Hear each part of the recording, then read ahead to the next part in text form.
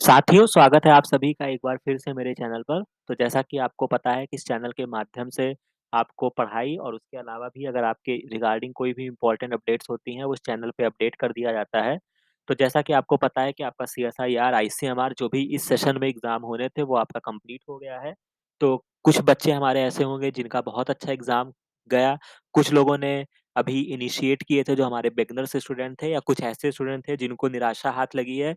But एक चीज़ जो जीवन का एक नियम होता है कि आपको अपने कर्तव्य पथ पर आगे बढ़ते रहना चाहिए, ठीक है? तो हम उस चीज़ों पे शोक बहुत ज़्यादा दिन तक हम नहीं बना सकते हैं, तो हमें अपनी गलतियों से सीखना चाहिए कि हमसे क्या गलती हुई है, उस चीज़ को हमें एनालाइज़ करना चाहिए और हमें आगे के लिए पढ़ाई करना चाहिए, ठीक है? क्योंकि ऐसा तो है नहीं कि ये साल में 1 बार एग्ज़ाम होने वाला है, आपके पास 1 साल में आप कम से कम जेआरएफ के, जो कि मैं बार-बार बोलता हूँ कि यहाँ पे तो कोई कॉन्सेप्ट ही नहीं है कि आईसीएमआर, सीएसआईआर, डीबीटी, और जितना मेरे से बन सका मैंने 3 महीने में आपका इन भ्रम को दूर करने का भरपूर प्रयास किया और आपके सामने उसका परिणाम भी है कि चाहे वो आईसीएमआर का एग्ज़ाम रहा हो, चाहे वो आईसीएआर का एग्ज़ाम रहा हो, चाहे वो सीएसआईआर का एग्ज़ाम रहा हो, डीबीटी तक तो मेरा चैनल क्रिएट हुआ था।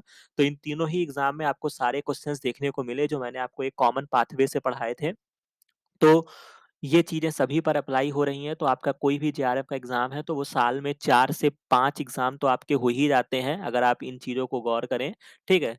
तो कहने का मतलब है कि अभी जो एग्ज़ाम खत्म हो गए हैं, लेकिन अभी आगे के लिए अभी आपके मान के चलिए जिस तरीके से लोग की ये भी क्वेरी है, तो मैं आपको बता दूँ कि आपका नेक्स्ट एग्ज़ाम जो मोस्ट प्रोबेबली सीएसआईआर का होना होगा, वो फ़रवरी में होगा, क्योंकि मुझे ऐसा लगता है कि ये शायद सितंबर और फ़रवरी में ही अपनी चीज़ों को स्विच कर लिया है इन्होंने, और कितना भी अगर आप सोचे अभी तक जिस तरीके से उन्होंने कोई रिजल्ट्स नहीं दिया है, कोई अपडेट नहीं किया है, तो उसके अकॉर्डिंग ये अपना सारी चीज़ें दिसंबर के लास्ट तक फाइनल करेंगे और फिर उसके बाद जनवरी में फॉर्म को रिलीज़ करेंगे। लेकिन अगर हमें नए सिरे से तैयारी कर रहे हैं, तो हमें उसके संदर्भ में भी आगे बढ़ना होगा और उसके लिए हमें नई चीज़ें पढ़ाई करनी होगी, अपनी गलतियों से आगे बढ़ना होगा और हम उठ खड़े होंगे इस आशा के साथ, बहुत अच्छी तैयारी करेंगे, ठीक है? तो अब बहुत आपने अपनी गलतियों पे शोक मना लिया, बहुत चीज़ें कर लिया, अब उनसे आगे बढ़ने का मौका है, ठीक है? तो अब हम आज से एक नए टॉपिक को स्टार्ट करते हैं, ठीक है? डिटेल में हम चलेंगे जो कि यूनिवर्सली एप्लीकेबल होगा, ठीक है? तो कोई मुझसे ये नहीं कहेगा कि सर ये कहाँ पे आएगा, ये पूरे बायोलॉजी में आएगा, जो भी एग्ज़ाम आप देने जाएँगे वहाँ पर आएगा। और जो मैं यहाँ पे टॉपिक स्टार्ट करने वाला हूँ वो है बायो मेम्ब्रेन एंड ट्रांसपोर्ट, ठीक है? तो ये बहुत ही इम्पोर्टेंट टॉपिक है, यहाँ से भी एग्ज़ाम में अगर आपने ये वाला एग्ज़ाम दिया होगा तो आपने फ़ील किया होगा कि बहुत सारे क्वेश्चन यहाँ से आए हैं। तो यहाँ से बहुत सारे कॉन्सेप्ट जो होते हैं वो एग्ज़ाम में पूछे जाते हैं। तो ये टॉपिक मैं स्टार्ट कर रहा हूँ। हालाँकि ये आपका मैं हर तरीके से कवर करने का प्रयास करूँगा। अभी जो मैंने चीज़ों को उठाया है वो मैंने ब्रूस अल्बर्ट की बुक से उठाया है। तो अगर आपको कोई समस्या होती है तो आप इस बुक को डाउनलोड कर लीजिएगा और यहीं के रेफ़रेंस को मैंने यहाँ पे पेस्ट किया है। ठीक है? तो आप वहाँ से देख सकते हो, इसके अलावा जो भी इससे रिलेटेड कॉन्सेप्ट होगा, जो भी क्वेश्चन्स होंगे, वो सब चीज़ें आपको सॉल्व कराए जाएँगे। तो अब इस आशा के साथ अब हम आज की क्लास को स्टार्ट करते हैं। तो सबसे पहले बात करते हैं कि लिपिड की बाइलेयर क्यों बनी, ठीक है? तो अगर आप, जैसा कि मैंने आपको मेरा एक पुराना लेक्चर अवेलेबल है, उसको जाके अगर आप ज़रूर देखिएगा, जहाँ पे मैंने आपको प्रोटीन फ़ोल्डिंग पढ़ाई थी। हालाँकि इस बार प्रोटीन फ़ोल्डिंग से उतने क्वेश्चन्स नहीं पूछे गए, बट फिर भी आप उसको डे बाय डे रिकॉल करेंगे, ठीक है? वो लेक्चर से हमेशा क्वेश्चन्स एग्ज़ाम में पूछे जाते हैं, एग्ज़ाम में पूछे जाएँगे। तो प्रोटीन फ़ोल्डिंग जब मैंने आपको पढ़ाया था, तो मैंने आपको ये बताया था कि प्रोटीन फ़ोल्डिंग करने की आवश्यकता क्यों पड़ी? क्यों पड़ी? क्योंकि वाटर का कंटेंट जो आपकी सेल्स होती है, उसमें वाटर का कंटेंट बहुत ज़्यादा था। यही बातें तो मैंने आपको बताई थी। एप्रॉक्स 80 टू 90% जो होता है, वो आपका वाटर होता है और चूँकि वाटर से बचना है सिस्टम को, मॉलिक्यूल्स को, तो उसको क्या करना होता है? हाइड्रोफोबिक इंटरैक्शन बनाना होता है। तो ये वहाँ का कॉन्सेप्ट था, वही चीज़ को यहाँ पर भी हम अप्लाई करेंगे। तो जो आपके लिपिड के मॉलिक्यूल होते हैं, तो वो क्यों बाइलेयर का फॉर्मेशन कर रहे हैं उसको समझिएगा। तो ये ब्रूस अल्बर्ट की लाइन है, तो इसको हम पहले पढ़ लेते हैं। Because cells are filled with and surrounded by water. तो इसमें तो कोई दिक्कत की बात नहीं है, ये हम पढ़ते आ रहे हैं कि वाटर जो है वो सबसे ज़्यादा होता है। The structure of a cell memory determined by the way membrane lipid behave in a water environment. तो जो सेल मेम्ब्रेन के स्ट्रक्चर होते हैं वो डिपेंड करते हैं कि आपके मेम्ब्रेन के लिपिड कैसा बिहेव करते हैं इन एक्वस एनवायरनमेंट में। तो इस चीज़ को हम यहाँ पे डिटेल में समझेंगे, ठीक है? तो यहाँ पे ये सारी प्रॉपर्टीज़ को हम डिटेल में समझेंगे। तो यहाँ पे आप देख सकते हैं मेम्ब्रेन लिपिड जो होती हैं वो बाइलेयर बनाती हैं इन द वाटर में। तो लिपिड के मॉलिक्यूल, जैसा कि मैंने लिपिड की बायोसिंथेसिस भी आपको पढ़ाई है, इसी वजह से मैंने इस पार्ट को उठाया है कि आपको कोई समस्या ना हो। तो जो हमारे बिगिनर्स हैं वो जाके इस वीडियो को ज़रूर सबसे पहले वॉच आउट करें। तो लिपिड की बायोसिंथेसिस में मैंने लिपिड्स के बेसिक इंट्रोडक्शन को मैंने बताया था। तो लिपिड मॉलिक्यूल जो होते हैं in the cell membrane, two very different properties उनके पास होती है। लिपिड मॉलिक्यूल जो होते हैं उनके पास एक हाइड्रोफिलिक मॉलिक्यूल होता है, हेड होता है, वाटर लविंग जिसको बोलते हैं, और हाइड्रोफोबिक जो होगा वो क्या करेगा, नाम में ही है फोबिया, मतलब जिसको वाटर से डर लग रहा है। तो हाइड्रोफिलिक की जो हेड होती है और हाइड्रोफोबिक की टेल होती है। तो यहाँ पे आप ये स्ट्रक्चर को देख सकते हैं, ये स्ट्रक्चर बना हुआ है, ठीक है।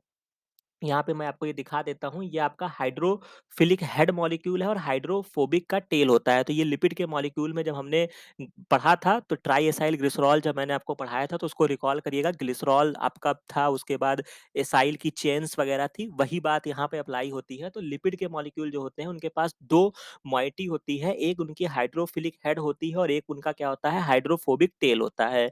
इसके अलावा जो सबसे मोस्ट इंपॉर्टेंट क्वेश्चन अराइज होता है, most abundant lipid in the cell membrane are the phospholipid. ठीक है, तो ये क्वेश्चन एग्जाम में आपसे पूछा जाएगा कि कौन सी लिपिड जो है वो सबसे ज्यादा मात्रा में पाई जाती है।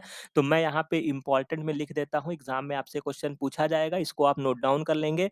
वो कौन सी होती है, फॉस्फोलिपिड होती है। फॉस्फोलिपिड क्या होते हैं, नाम में ही फॉस्फो लगा हुआ है, यानी कि phosphate containing molecule hydrophilic head होता है, जिसके बाद उनके पास टेल होती है। मतलब जो उनका हेड होगा उस पे चार्ज्ड मॉलिक्यूल होगा भाई, जिसको वाटर से, कहने का मतलब समझिए, ये इनका हाइड्रोफिलिक हेड है, ठीक है, और ये इनका हाइड्रोफोबिक टेल है, यानी कि ये वाटर लविंग है। वाटर लविंग कौन होगा, जिसके वाटर के पास क्या होता है, चार्ज मॉलिक्यूल है।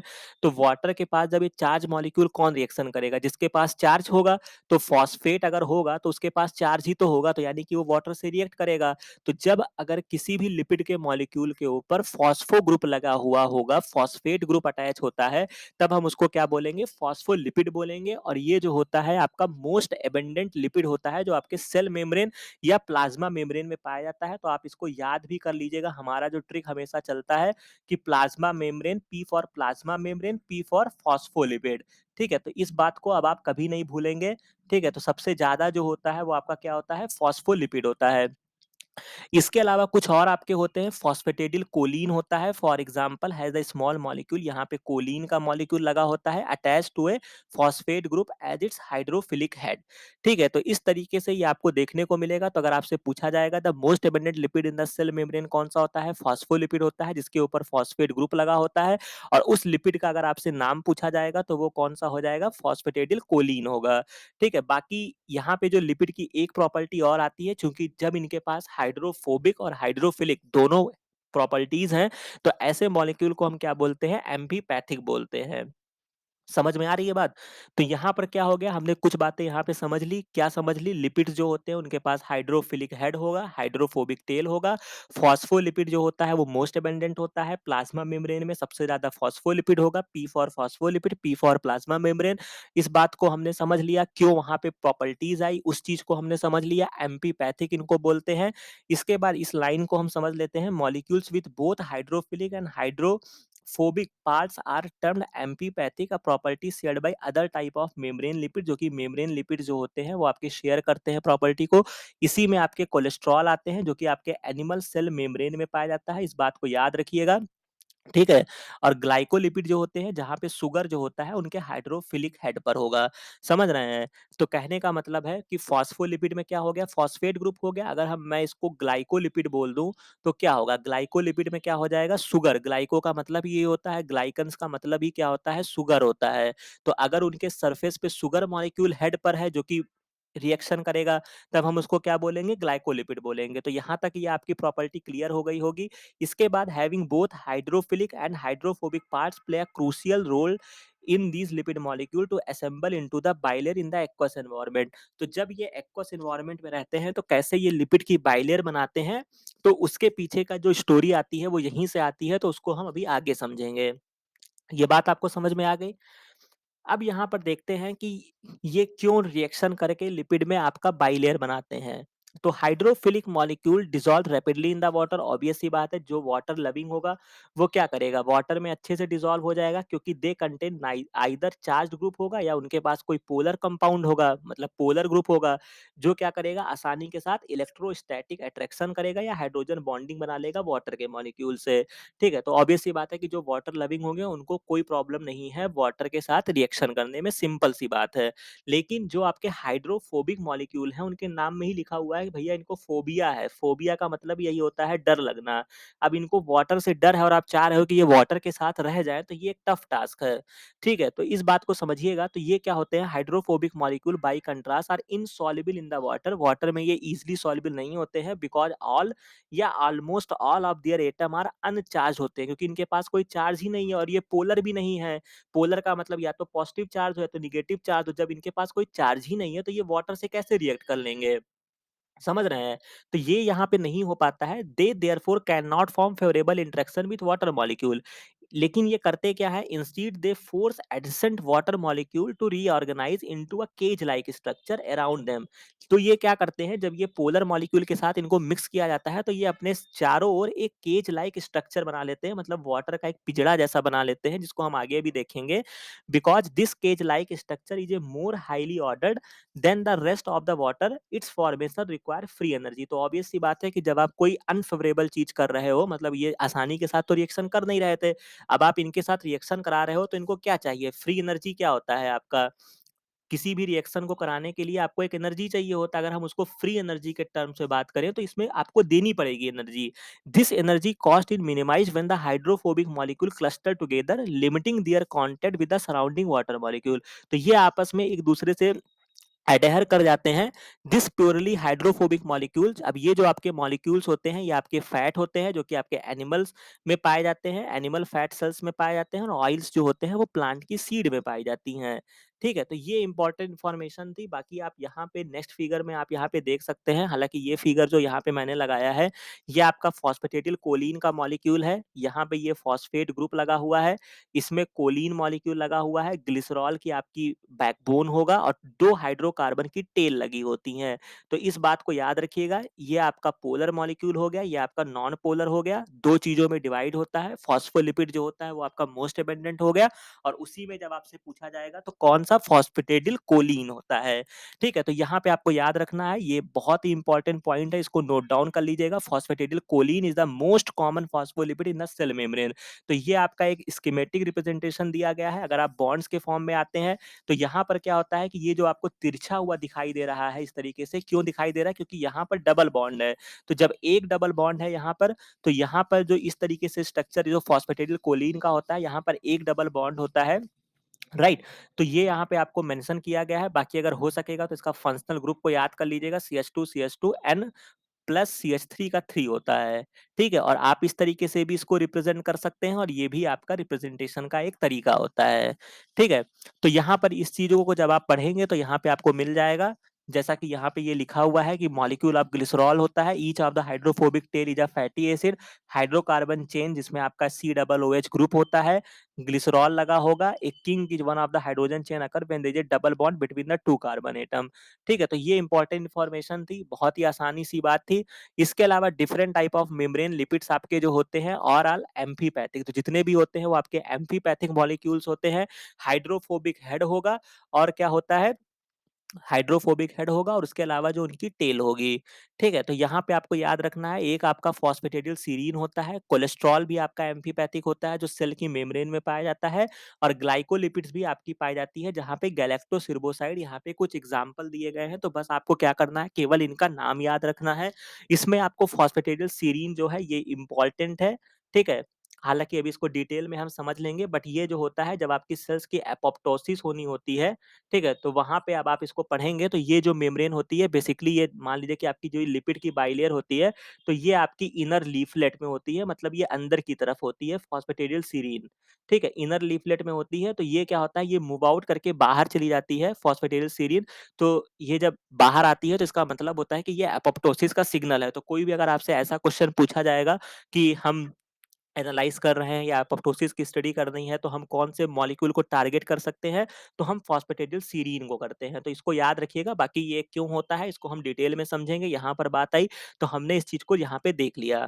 तो यहाँ पे each of the 3 types shown has a hydrophilic head, 1 और 2 hydrophobic tell. Hydrophilic head is a serine phosphate होता है, जिसको हम फॉस्फेटिडिल सीरीन बोलते हैं, ठीक है? OH group is a cholesterol and sugar में यहाँ पे गैलेक्टोसाइड्स यहाँ पे दिया गया है। तो कोई कन्फ्यूज़न यहाँ पे बिल्कुल नहीं कन्फ्यूज़न होनी चाहिए, यहाँ पे आराम से इस क्वेश्चन को आप देख सकते हैं। राइट। फिर यहाँ पर नेक्स्ट पार्ट जो मैंने यहाँ पे बताया कि आपकी जो वाटर मॉलिक्यूल जो होते हैं क्यों वो रिएक्शन करते हैं नहीं करते हैं, तो वो वाला फिगर यहाँ पे लगा है। जैसे वाटर जो है ये आपका पोलर मॉलिक्यूल है, एसीटोन जो है वो आपका पोलर मॉलिक्यूल है। तो ये हाइड्रोफिलिक मॉलिक्यूल अट्रैक्ट करते हैं वाटर मॉलिक्यूल को। तो जैसे कि यहाँ पे लिखा है दोनों ही वाटर एंड एसीटोन आपके पोलर मॉलिक्यूल हैं, जिससे क्या होगा ये आसानी के साथ रिएक्शन कर लेंगे। तो ये आपको आसानी के साथ यहाँ पे इन्होंने हाइड्रोजन बॉन्ड भी बना लिया और इलेक्ट्रोस्टैटिक इंटरेक्शन भी इन्होंने क्रिएट कर लिया। समझ रहे हैं? तो ये आपको यहाँ पे देखने को मिल रहा है इलेक्ट्रोस्टैटिक इंटरेक्शन, ये आपको येलो के फॉर्म में यहाँ पे देखने को मिल रहा है और रेड के फॉर्म में ये आपको हाइड्रोजन बॉन्डिंग देखने को मिल रही है। तो ये चूंकि वाटर लिविंग मॉलिक्यूल थे, जो ने आसानी के साथ रिएक्शन कर लिया, लेकिन जो आपके हाइड्रोफोबिक मॉलिक्यूल थे वो नहीं रिएक्शन कर पाएंगे। जैसे वाटर के साथ अगर आप 2 मेथाइल प्रोपेन को रिएक्शन कराना चाहो तो क्या होगा? तो यहाँ पे कुछ ऐसा हो नहीं पाता है। इसी वजह से क्या होता है कि ये एक केज लाइक स्ट्रक्चर आपस में बना लेते हैं, जिससे क्या कर लेते हैं, उसको ढक लेते हैं। ठीक है? Because the methyl propane molecule is entirely hydrophobic, it cannot form favorable interaction with water. This cause the adjacent water molecule to reorganize into a cage like structure in order to maximize their hydrogen bonding. तो समझ रहे हैं? तो ये story थी simple सा। अगर आपसे हो सकता है ऐसे भी क्वेश्चन ड्राइव किया जाए कि वाटर एंड एसीटोन को मिलाया गया तो क्या इसमें रिएक्शन होगी? बिल्कुल होगी। वाटर एसीटोन दोनों ही आपके पोलर मॉलिक्यूल हैं। किसका विच ऑफ द फॉलोइंग में रिएक्शन नहीं होगी? तो आप में हो सकता है एक ऑप्शन में आपको दिया हो वाटर एंड 2 मेथाइल प्रोपेन, तो ये यहाँ से क्वेश्चन डिराइव्ड होगा। इसमें कौन-कौन सी बॉन्डिंग आपको देखने को मिली? तो यहाँ पे आपको इलेक्ट्रोस्टैटिक भी देखने को मिली, हाइड्रोजन बॉन्डिंग भी देखने को मिली और यहाँ पे आपको नहीं देखने को मिली। समझ रहे हैं? यहाँ पे आपको केवल हाइड्रोजन बॉन्डिंग ही देखने को मिली। ठीक है? और केज लाइक स्ट्रक्चर आपको देखने को मिला। फिर यहाँ पर एक को मैंने आपको ये फैट के मॉलिक्यूल्स को बताया हुआ है, जो कि आपके फैट के मॉलिक्यूल जो होते हैं वो आपके हाइड्रोफोबिक होते हैं, अनलाइक फॉस्फोलिपिड मॉलिक्यूल, जिसमें आपका ट्राइएसाइल ग्लिसरॉल आता है। Main constituent of the animal fat and plant oils में पाया जाता है, जो कि इंटायरली हाइड्रोफोबिक होता है। The third hydrophobic tail of triacyl glycerol molecule यहाँ पे आपको दिखाया गया है। तो ये आपका स्ट्रक्चर हो जाएगा। इसको डिटेल में समझने के लिए आप मेरे लेक्चर में जाएंगे, जब आप फैटी एसिड की बायोसिंथेसिस आप पढ़ेंगे तो वहाँ पे आपको मिल जाएगा। फिर इसके बाद लिपिड के मॉलिक्यूल जो होते हैं वो आपके फ्लेक्सिबल होते हैं, टू डायमेंशनल फ्लूइड। ठीक है? अब इसको समझ लेते हैं कि ये क्या होता है। तो सबसे पहले इस पॉइंट में लिखा हुआ है कि the aqueous environment inside and outside is self prevent membrane lipid from escaping from the bilayer, but nothing stop these molecule from moving about the changing places with one another within the plane of the membrane. तो कहने का मतलब है कि जो lipid में जो ये मॉलिक्यूल होते हैं, आउटसाइड वाटर के मॉलिक्यूल जो होते हैं, एक्वस एनवायरनमेंट होता है जिसको आप कह सकते हैं, वो उनकी मूवमेंट को प्रिवेंट करता है, बट पूरे तरीके से रोक नहीं पाता है। The membrane therefore behave as a two dimensional fluid के तरीके से काम करता है, जो कि उसकी फंक्शन और इंटीग्रिटी के लिए इंपॉर्टेंट होता है। तो अब ये कैसे होता है इसको भी हम समझते हैं। The lipid bilayer is also flexible that is able to bend. मतलब बेंड का मतलब होता है कि ये कंप्रेस हो जाता है। कभी कभी क्या होता है कि ये कंप्रेस हो जाता है। तो जब आप पढ़ते हैं वेसिकल का फॉर्मेशन होना, वेसिकल आपका कैसे होता है, मान लीजिए कि ये मेम्ब्रेन होती है, ठीक है, जब रिसेप्टर मीडिएटेड एंडोसाइटोसिस आप पढ़ते हैं तो वहां पे वेसिकल का फॉर्मेशन होता है, मतलब ये लिपिड की मॉलिक्यूल आपस में ही धस जाती है। इस तरीके से जब उसके रिसेप्टर आके बाइंड करते हैं, ये बड़ी बात है, आगे जाके हम समझेंगे, बट ऐसे चीजें होती हैं। तो वो क्यों होती है? क्योंकि इनके में बेंड होने की प्रॉपर्टी होती है। ठीक है? लाइक फ्लूइडिटी, फ्लेक्सिबिलिटी भी इंपॉर्टेंट होती है and set as a lower limit of about इतने वेसिकल, जो कि आपके 25 नैनोमीटर के साइज के वेसिकल्स जो होते हैं वो सेल मेम्ब्रेन बना सकती है। तो समझ रहे हैं? तो क्यों इंपॉर्टेंट है वो हमको यहाँ पे समझ गया। इसके बाद fluidity of the lipid boiler can be study किया जा सकता है यूजिंग सिंथेटिक लिपिड की बायलर बनाकर, जो कि आप आसानी के साथ प्रोड्यूस कर सकते हैं। Spontaneous aggregation of A amphipathic lipid molecule in the water, pure phospholipid for example will form close spherical vesicle बना लेते हैं, जिनको हम लाइपोसोम बोलते हैं, जब उनको वाटर में ऐड किया जाता है। ठीक है? जो कि वैरी करते हैं साइज 25 नैनोमीटर से 1 मिलीमीटर के डायमीटर में। तो सिंपल सी बात है कि आपको कोई चीज की स्टडी करनी होगी तो आपको सिंथेटिक मॉलिक्यूल बनाना होगा, ऑब्वियस सी बात है। तो जब आप उस मॉलिक्यूल का फ़ॉर्मेशन करते हैं, तो वहाँ पर क्या होता है कि आपको क्या करना होगा, अगर आप लिपिड के मॉलिक्यूल को वाटर में अगर आप मिला देंगे, तो वो स्पॉन्टेनियसली एक स्ट्रक्चर स्फेरिकल वेसिकल्स में कन्वर्ट हो जाता है, जिसको हम क्या बोलते हैं, लाइपोसोम बोलते हैं। तो हालाँकि अभी इसका फिगर मैंने ऐड किया है, जो कि मैं आपको दिखा दूँगा नेक्स्ट लेक्चर में, ठीक है? यस, तो ये आपको देखने को मिलेगा। इसके अलावा जो आपके such simple synthetic bilayer allow the movement of the lipid molecule to be measured. These measurement reveal that the some type of movement are rare होती हैं, जो कुछ जो होती हैं वो फ्रीक्वेंट और रैपिड होती हैं। तो भाई ऑब्वियस सी बात है, कुछ मूवमेंट जो होती हैं वो कभी-कभी होती हैं, और बाकी जो लिपिड के मॉलिक्यूल होते हैं, जो आपने पढ़ा होगा फ्लूइड मोज़ेक मॉडल।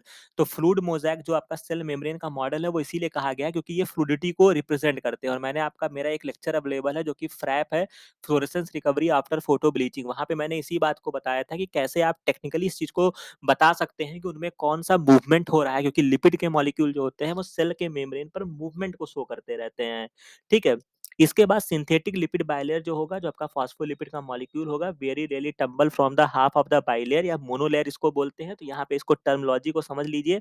ये जो आपके लिपिड के बाइलेयर के जो होते हैं, तो ये आपका बाइलेयर हो गया है, लेकिन अगर आप एक को पढ़ेंगे तो इसको हम क्या बोलेंगे, मोनोलेयर बोलते हैं, ठीक है? या वन लीफलेट इसको बोला जाता है। तो ये टर्मिनोलॉजी होती है, इसको समझ लीजिए ताकि आगे आपको काम आएगा। Without protein to facilitate the process estimated that this event called flip flop movement. इसको फ्लिप फ्लॉप भी बोलते हैं, जो कि बहुत ही रेयर मूवमेंट होता है लिपिड की बाइलेयर में। तो इसको याद रखिएगा, बाकी आगे इसको हम बहुत अच्छे से समझेंगे कि फ्लिप फ्लॉप कौन सा होता है और नॉर्मल ये मूवमेंट कौन-कौन सा करते हैं। ठीक है? तो ये मैंने आपको बता दिया। इसके बाद ये जो स्ट्रक्चर बनता है, तो ये आप देख सकते हैं, ये ब्लू कलर का ये आपका वाटर के मॉलिक्यूल है, ठीक है? हाइड्रोफोबिक ये आपका हेड हो गया, टेल जो है वो अंदर की तरफ है, इसी तरीके से फिर ये हो गया, फिर ये वाटर के मॉलिक्यूल आएगा, इस तरीके से क्या बन गया, एम्फीपैथिक फॉस्फोलिपिड मॉलिक्यूल बन गया। तो यहाँ तक ये बात आपको समझ में आ गई होगी, बाकी अभी हम नेक्स्ट लेक्चर की तरफ चलेंगे, जहाँ पे आपको इसके और डिटेल के बारे में देखेंगे। अब हम यहाँ पे क्विक रिवीजन कर लेते हैं। तो सबसे पहली बात हमने यहाँ पे क्या सीखा, हमने ये सीखा लिपिड के मॉलिक्यूल जो होते हैं वो आपके क्या होते हैं, इसको मैं हाइलाइट करता हुआ चलूँगा ताकि आपको याद रहेगा। सबसे इम्पोर्टेंट चीज़ हमने ये समझा कि लिपिड के मॉलिक्यूल जो होते हैं वो आपके क्या होते हैं, एम्फीपैथिक होते हैं। सिस्टम में आपका कौन-सा सबसे ज़्यादा होता है, फॉस्फोलिपिड होता है, फॉस्फेटिडिल कोलीन होता है। तो पी से पी हमको सब याद रहेगा, प्लाज्मा मेम्ब्रेन का पी उठाएँगे, फॉस्फोलिपिड से जोड़ देंगे, और फॉस्फोलिपिड का पी उठाएँगे, फॉस्फेटिडिल कोलीन से जोड़ देंगे। ये हमको समझ में आ गई। इसके बाद जो उसका फंक्शनल ग्रुप होता है, हाइड्रोफिलिक कौन-सा उसका हेड है, उसी पे डिपेंड करता है। अगर फॉस्फेट लगा होगा तो हम उसको फॉस्फोलिपिड बोलेंगे, अगर ग्लाइको लगा होगा तब हम उसको ग्लाइकोलिपिड बोलेंगे, ठीक है? फिर इसके बाद हमने ये समझा कि वाटर जो लविंग मॉलिक्यूल होते हैं वो आसानी के साथ बॉन्डिंग कर लेंगे। कौन से बॉन्ड बनाएँगे? वो अगर हमसे पूछा जाएगा तो वो या तो इलेक्ट्रोस्टैटिक बनाएँगे या तो वो क्या बनाएँगे, हाइड्रोजन बॉन्डिंग बनाएँगे। लेकिन जो आपके हाइड्रोफोबिक होते हैं वो क्या करते हैं कि एक केज लाइक स्ट्रक्चर बनाते हैं, यहाँ पे हमको एनर्जी देनी पड़ती है। ये आपका क्या है, फॉर्मेशन रिक्वायर फ्री एनर्जी। इन सब चीज़ों को याद रखिएगा। हाइड्रोफोबिक मॉलिक्यूल जो होते हैं जैसे आपके फैट वगैरह में पाए जाएँगे, या oils found in the plant के सीड में पाए जाते हैं।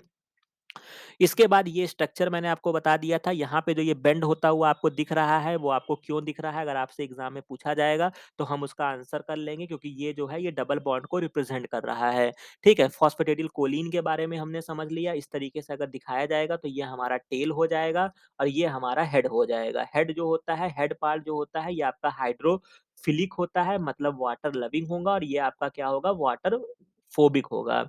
इसके बाद आपका कुछ जो लिपिड के मॉलिक्यूल्स होते हैं, बेसिकली वो एम्फीपैथिक होते हैं, ये हमको याद रखना है, जिसमें आपका कोलेस्ट्रॉल बढ़िया एग्ज़ाम्पल है, फॉस्फेटिडिल सीरीन एग्ज़ाम्पल है। फॉस्फेटिडिल सीरीन का नाम हम बहुत जगह पढ़ते हैं, उसमें से एक जगह हम पढ़ेंगे जब एपोप्टोसिस पढ़ते हैं, वहाँ पे पढ़ते हैं, क्योंकि ये आपके इनर लीफलेट की तरफ होता है, लेकिन जब सेल्स में लाइसिस होती है या सेल्स अपने एपोप्टोसिस की तरफ होती है, तो ये क्या करती है, ब्रेक करके बाहर की तरफ आ जाती है। तो इस बात को हमने यहाँ पे समझ लिया। राइट। फिर इसके बाद यहाँ पर आपको एसीटोन एंड वाटर की मैंने बता दिया कि आपका वहाँ पे कैसे बॉन्डिंग हुआ, कैसे यहाँ पे केज लाइक स्ट्रक्चर बना, इसको हमने देख लिया। इसके बाद फैट्स के मॉलिक्यूल को देख लिया, जो कि आपके हाइड्रोफोबिक मॉलिक्यूल होते हैं। फिर हमने ये समझा कि लिपिड के मॉलिक्यूल को हम कैसे स्टडी कर सकते हैं, तो ऑब्वियस सी बात है, इनके में फ्लेक्सिबिलिटी होती है, बेंडिंग की प्रॉपर्टी होती है, तभी ये रिसेप्टर मीडिएट एंडोसाइटोसिस में जो हम वेसिकल का फॉर्मेशन देखते हैं, वो उसी वजह से देखते हैं। इसके बाद अगर हम सिंथेटिक में अध्ययन करना चाहें तो हम लाइपोसोम का फॉर्मेशन कर सकते हैं। कैसे कर सकते हैं? फॉस्फोलिपिड मॉलिक्यूल को अगर हम वाटर में बना दें तो ये स्पॉन्टेनियसली मतलब स्वतः ही ऐसे एग्रीगेट के फॉर्म में आ जाता है, जिसको हम क्या बोलते हैं? लाइपोसोम बोलते हैं, जो लिपिड के स्टडी में यूज किया जाता है। बस इतनी बातें आपको याद रखनी है, ठीक है? इसके बाद हमने और क्या समझा? एक जो उनके पर्टिकुलर टर्म्स यूज किए जाते हैं, या तो उनको मोनोलेयर कहा जाएगा या उनको लीफलेट कहा जाएगा, ठीक है? इसके अलावा जो आपके मॉलिक्यूल्स होते हैं, जो आपके सिंथेटिक में हमने जब स्टडी किया, तो ये मॉलिक्यूल या तो आसानी के साथ मूवमेंट करते हैं या तो वो धीरे-धीरे मूवमेंट करते हैं। ठीक है?